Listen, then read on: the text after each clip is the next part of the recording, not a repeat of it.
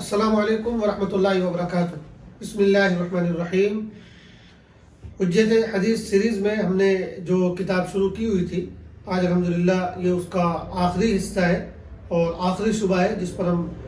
گفتگو کریں گے، اور یہ کتاب ہماری اور یہ سیریز ہماری مکمل ہو جائے گی انشاءاللہ۔ جو لوگ حدیثوں سے متعلق بہت سے شبہات پیش کرتے ہیں، ان میں ان کا ایک بہت بڑا شبہ یہ بھی ہے کہ حدیثوں میں بہت سی باتیں خلاف عقل ہوتی ہیں، عقل کے خلاف باتیں ہوتی ہیں، اس لیے جو ہے حدیثوں کا اعتبار نہیں ہے۔ بہت ساری انہوں نے مثال پیش کی ہیں، لیکن ایک جو مشہور مثال ہے وہ یہ ہے،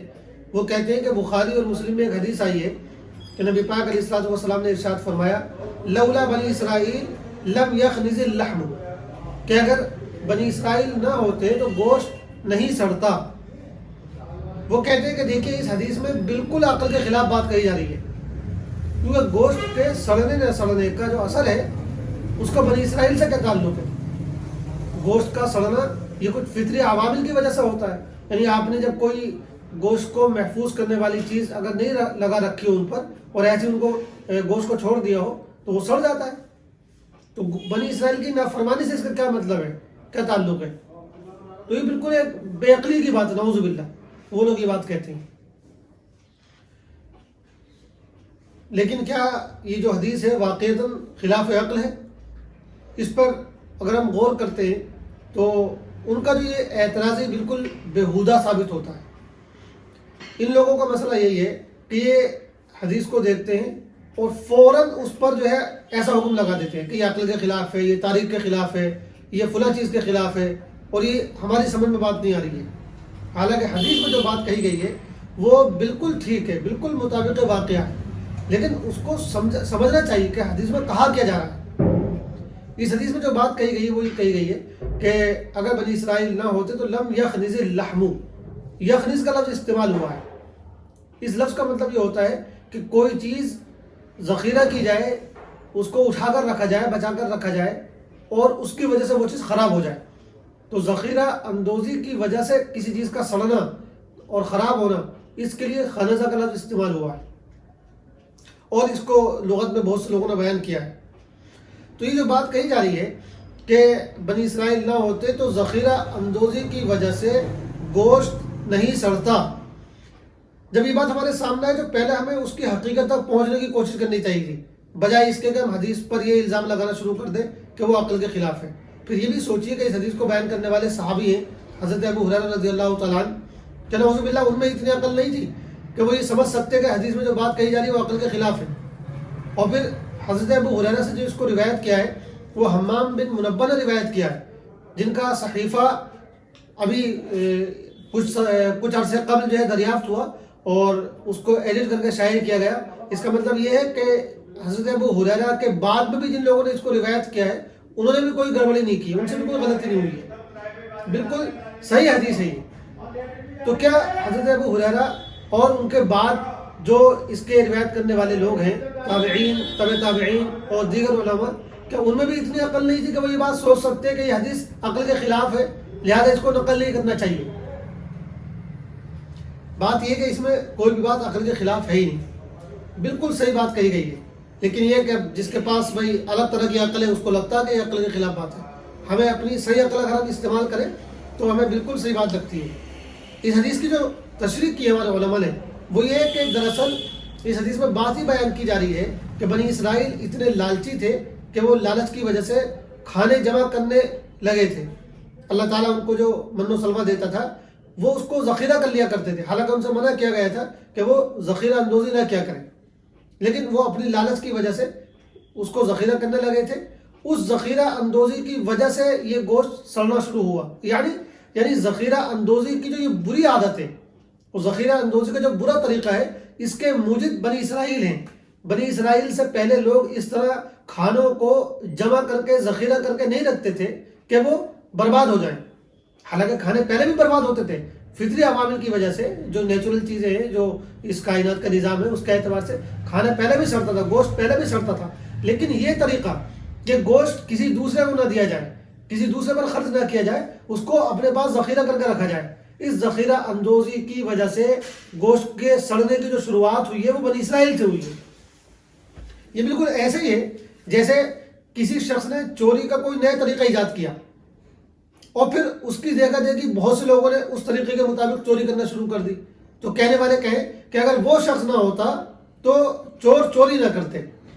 اس کا مطلب یہ نہیں کہ اس شخص سے پہلے چوری ہوتی نہیں تھی، نہیں، چوری تو پہلے بھی ہوا کرتی تھی.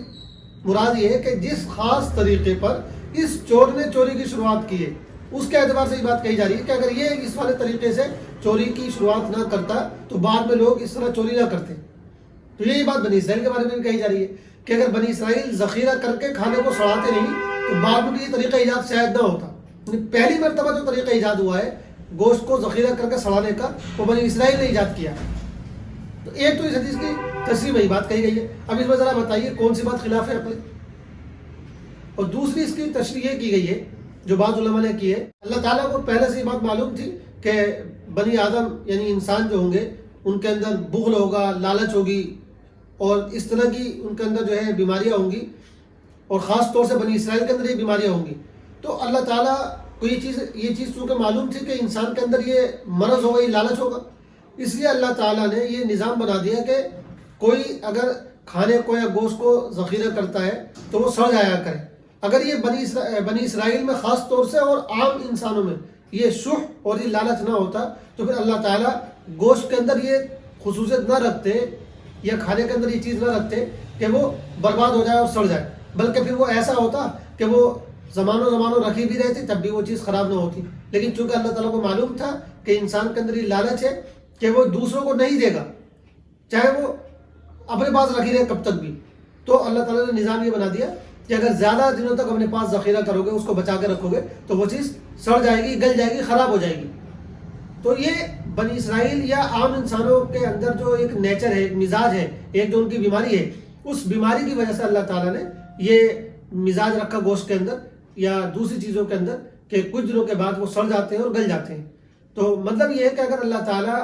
بنی اسرائیل کے اندر یہ لالچ پہلے سے نہ جانتا ہوتا، یہ شح اور یہ بخل ان کے اندر پہلے سے نہ جانتا ہوتا تو شاید اللہ تعالیٰ گوشت کے اندر یہ تاثیر نہ رکھتا. اب ظاہر بات ہے یہ جو تعویل کی گئی ہے اس میں بھی کوئی ایسی خاص بات نہیں ہے کہ اس کو آپ خلاف عقل کہہ سکیں اور اس کی وجہ سے اس کو رد کر سکیں.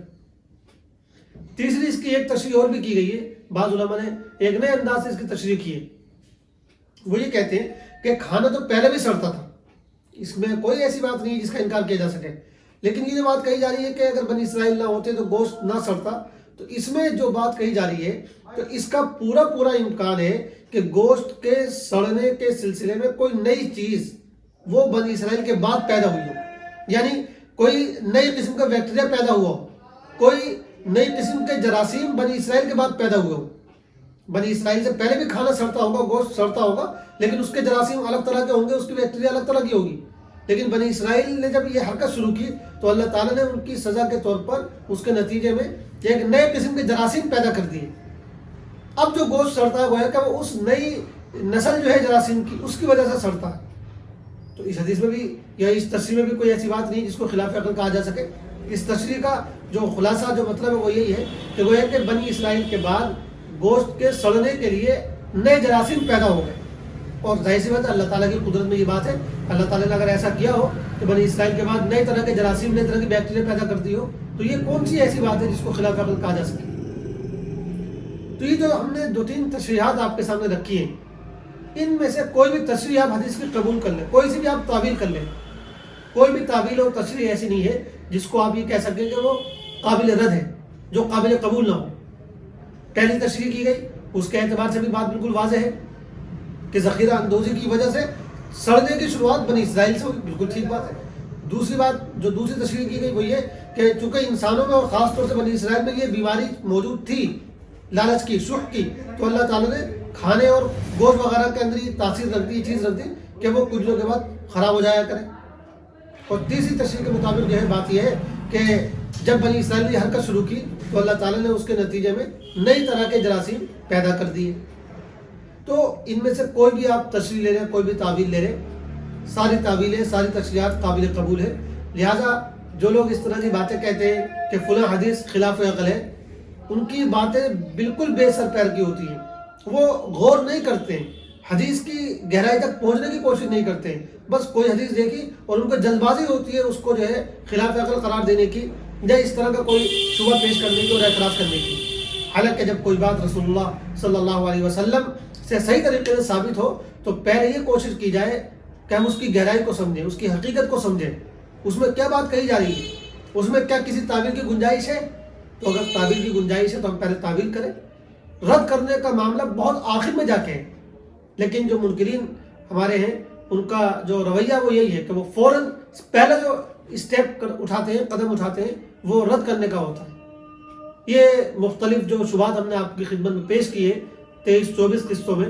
ان تمام چیزوں کو اگر ہم سامنے رکھیں، ان پر غور کریں تو ہمیں اندازہ ہو جاتا ہے کہ حدیث پر جو لوگ بھی اعتراض اٹھاتے ہیں، جو لوگ بھی شبہات پیش کرتے ہیں، ان کی باتیں بالکل بے بنیاد ہوتی ہیں، بے سر پیر کی ہوتی ہیں. انہوں نے اپنے ذہن میں ایک خاص چیز طے کر رکھی ہے، اسی کے مطابق وہ حدیثوں کے بارے میں فیصلے کرتے ہیں. حالانکہ جتنی بھی مثال ہم نے آپ کے سامنے پیش کی ہیں جن پر اعتراض کیا گیا، ان کی جو تشریح ہمارے علماء نے کی، جو محدثین نے کی ہے، اور ان کے شبہات کا جو جواب دیا ہے، یہ بات بالکل اس سے واضح ہو جاتی ہے اور بے غبار ہو جاتی ہے کہ حدیثوں کا جو ذخیرہ،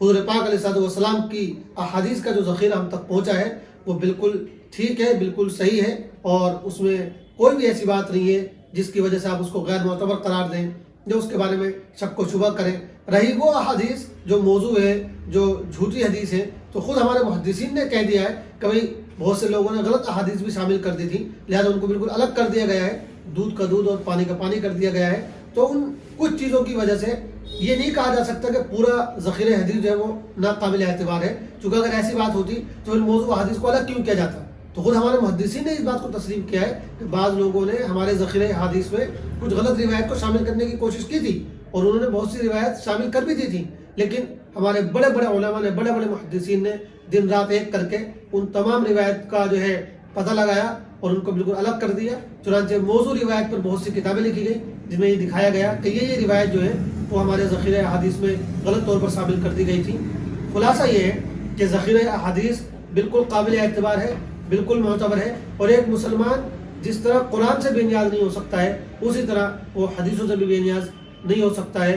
اللہ کا شکر ہے، الحمدللہ ہمارا یہ سلسلہ مکمل ہوا ہے. اس پر ہم اللہ کا شکر ادا کرتے ہیں اور امید کرتے ہیں کہ یہ سلسلہ آپ کو پسند آیا ہوگا اور بہت سی غلط فہمیاں اور شبہات آپ کے بھی دور ہوئے ہوں گے. اللہ تعالی ہم سب کو اپنے دین کی، قرآن و حدیث کی خدمت کے لیے قبول فرمائے اور اخلاص کے ساتھ کام کرنے کی توفیق عطا فرمائے. والسلام علیکم ورحمۃ اللہ وبرکاتہ.